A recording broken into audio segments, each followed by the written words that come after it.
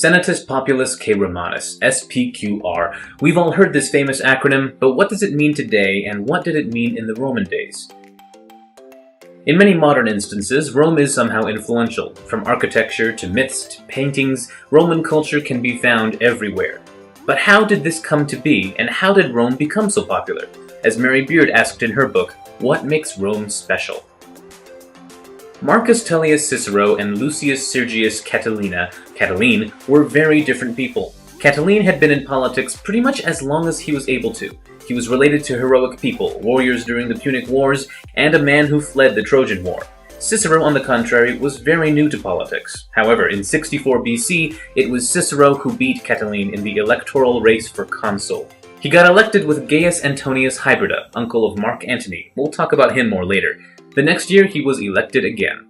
Catiline was a shady fellow, to say the least. He was accused of plotting to kill the consuls in 65 BC, and tried to overthrow the Roman Republic in 63 BC. Because of this, his fellow conspirators were placed on trial, with him escaping. After debate, with many punishments suggested, the men were eventually executed. Some of the other options would have been life in prison, one of the first attempts at putting someone in prison without the death penalty, and fines. Later, Catiline, along with his Gaulish army, was attacked by the Romans, where he himself died. Cicero had his opinion dropped because of this whole ordeal, as he was accused of killing someone without sufficient evidence. The beginnings of Rome are disputed, to say the least. So many theories have been made that it's difficult to pick the one that makes the most sense. Here are the top 3 theories. Romulus and Remus were both sons of Mars, the god of war, and were abandoned by their mother at a young age. They were then raised by the Capitoline wolf. Remus then died, disputed between Romulus killing him, one of his henchmen, or an accident, and Romulus founded the city, naming it after himself. Not very humble, to say the least. This is possibly true, save for the mythological parts. Some theories point towards tribes already living on the hills around Rome. They eventually banded together and founded the city. Not much else to say. Some people think at some point, natives to the area, along with some who fled the Trojan War, came across the area and founded a small village, eventually rising up into a city. Before the Republic and consuls and stuff, kings ruled over Rome. These kings were, in order of when they gained power.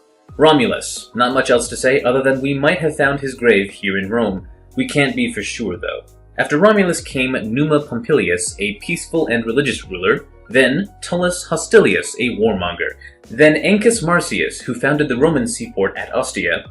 After him came Tarquinius Priscus, or Tarquin the Elder, who made the Roman Forum and the circus games. Servius Tullius, a reformer who began the Roman census, and finally, Tarquinius Superbus, who helped begin the revolution and started the Republic of Rome. The monarchy ended after the rape of Lucretia, the wife of Tarquinius Collatinus. He and a small group of other men had an argument of whose wife was the best. They eventually went to Collatinus's house, and Lucretia was deemed the best. However, the night after, one of the men came to her house, raped her, and she killed herself. One of the men who was there when she killed herself, Junius Brutus, vowed to get rid of the kings forever. He was related to the Brutus that helped kill Julius Caesar, but that's a different story. After the kingdom was the Roman Republic. Its revolution could have been very smooth. Kings leave, new government. Except that didn't happen. These are Romans after all, the vicious, ruthless warriors who didn't care if a new government wanted to exist. But exist it did, and it was complicated. Number 1. The Consuls. These 2 men were elected to 1-year terms. They had next to no power in government, though they could still issue decrees, and they had to be followed. Number 2. The Senate was made up of wealthy patricians who could make and vote on laws, while number 3, the Council of Plebes were for the plebeians, or the lower class. They had less power than the Senate and could only veto laws. The 12 Tables were the laws and rights of citizens written on bronze tablets. They are disputed to have existed, but some of the laws included procedures for courts and trials, innocent until proven guilty, debt, inheritance laws, public laws, sacred laws, etc.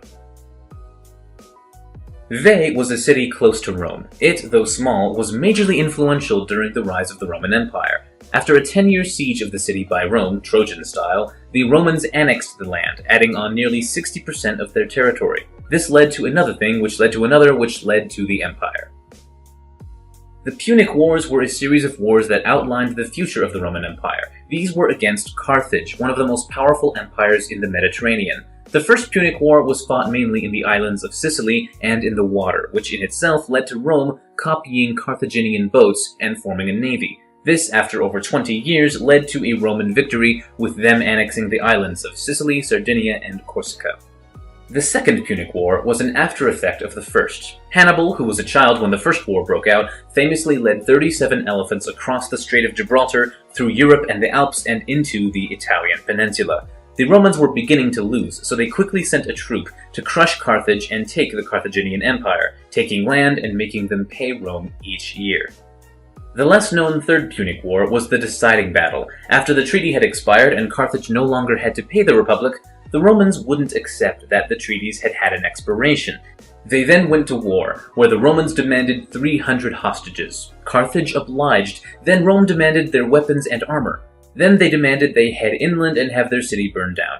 They didn't like this, however, and stayed throughout the long siege, holding back the Roman forces. Their overwhelming power and numbers caused Carthage to fall, though, and had all territory annexed. Julius Caesar, Gnaeus Magnus, and Marcus Crassus were three military leaders who changed the fate of Rome and Roman government forever. Caesar, the most famous of the three, was placed as the head of the region of Gaul. He then, after ruling the area for many years, took the military and sacked Rome, making himself the dictator, also known as the first proper emperor of the Roman Empire, at that point still the Republic. Gnaeus Magnus, more well known as Pompey, was an ally of Caesar. However, once civil war broke out in Rome, they turned enemies. After retreating to Egypt, he was eventually killed. Marcus Crassus was general of Roman Syria, and he was eventually killed after he declared war with the Parthian Empire, Rome's enemy. His death caused the relationship between Caesar and Pompey to sour, causing the entire crossing of the Rubicon and civil war. The Social War was a war between Rome and many of her allies. These said allies did not approve of the Roman regime, and war broke out for 2 years in 89 and 90 BC. They were bogged down in the north, while succeeding slightly more in the south. To end the war, Julius Caesar granted citizenship to all peoples in the Roman Empire. Tiberius Gracchus was a descendant of Scipio Africanus, the man who caused Carthage to fall back in the Punic Wars. After seeing extremely harsh slavery while traveling to Hispania, he called for land reform and started two parties, though not in the same modern sense. It was two differing opinions that happened to have large groups attached to them. These were the Populares, which was Tiberius's party that favored the poor and equality, and the Optimates, who did not, and called for Rome to be ruled by the best men. In ancient Rome, marriage was a very simple private business. If they say they're married, they are. If they say they aren't, then they aren't. A large party was common, and that was all there was to it. The main reason for marriage in Roman society was to have legitimate children, as illegitimate offspring were cast away. Among Cicero's property were about 20 slaves, recorded as 6 or 7 messengers, some secretaries, clerks, readers who read books aloud to their masters, as well as attendants, workmen, a cook, a manservant, and a couple accountants. It is estimated that there were between 1.5 to 2 million slaves in Italy by the 1st century BC, making up almost a fifth of the population. Some were prisoners of war, some were from trade, some were born into slavery, and some had been rescued from a rubbish tip. No such thing as a typical slave existed. Not all slaves were treated the same, however. Scaurus, a statesman and consul, had nearly 50 slave cubicles under his house. Some worked in agriculture, some were just servants doing whatever they were told to do. The slaves of the richest people, though, lived a life just as good as the average citizen would. One of Cicero's slaves, Tiro, outlived his master by many years. He saw everything from the Roman Republic to the Civil War to the emperors sitting on Rome's throne. He died 39 years after Cicero, dying in 4 BC.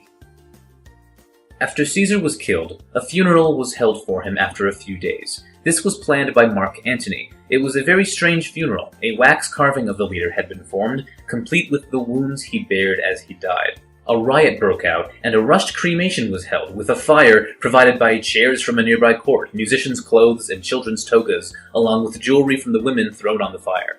Both Brutus and Cassius fled the city afterward, though they still held their political offices.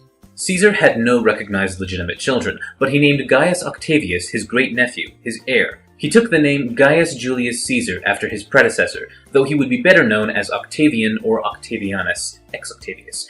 Once the Roman Senate officially made Caesar a god, he was known as the son of a god, and took up the name Augustus, or revered one. He ruled for over 50 years.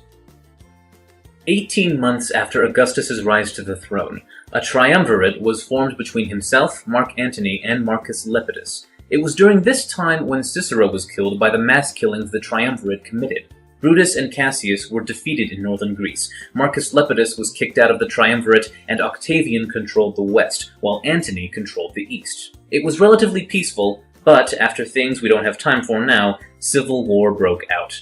The Senate declared war on Egypt, specifically Cleopatra, and Mark Antony helped her, moving all his forces to the area. He was declared a traitor, and war pursued. Octavian's naval fleet was far superior to Antony's. Though Antony's ships were larger, they were manned by inexperienced sailors. Octavian's fleet, however, had smaller ships, but very experienced captains. Octavian took the city of Methuen, previously loyal to Antony. After that, he fought where Antony and his forces were taking camp, in what would be known as the Battle of Actium. Later, during another battle, Antony's forces were completely destroyed by Octavian's and would sit at the bottom of the Mediterranean Sea, after they saw the largest naval fight for 200 years. He then came through Asia over land and sieged Alexandria. Antony admitted his loss and fell on his sword, the honorable method at the time. However, he messed it up and died from the wound a while later. Octavian took Egypt as his own land, which brought an end to the civil war. Wealth in ancient Rome was nothing short of luxury. For example, Pliny the Younger described one of his houses as fit for purpose and not too expensive to maintain. For him, this included things such as multiple dining rooms, courtyards, a gym, lounges, gardens, and a swimming pool. Wealthy people would have no special privileges on the road, though. It was still the small, dangerous roads. They were usually carried in elegant sedan chairs carried by slaves. Though however much money you have, sickness would still find you. Emperors were killed by diseases more often than poisons. On the opposite side of the scale was extreme poverty. Much of the empire was made up of peasants and farmers who made nearly nothing. The outskirts of Rome can be compared to many third world countries today. People in manufacturing, producing, and selling goods made more than the farmers, but not a whole lot. Buildings in Rome were the opposite of today's apartments. The closer to the bottom you were, the wealthier you were. This was due to the constant fires, of which the higher residents could not escape from. While some people, such as Cicero, despised wage labor, most people depended on it to survive. Those who could work, worked from the time they were physically able to as a child to the time they died. School was another factor. Many poorer people had no schooling, so their children didn't either. The rich, however, taught things such as grammar, philosophy, reading, and writing.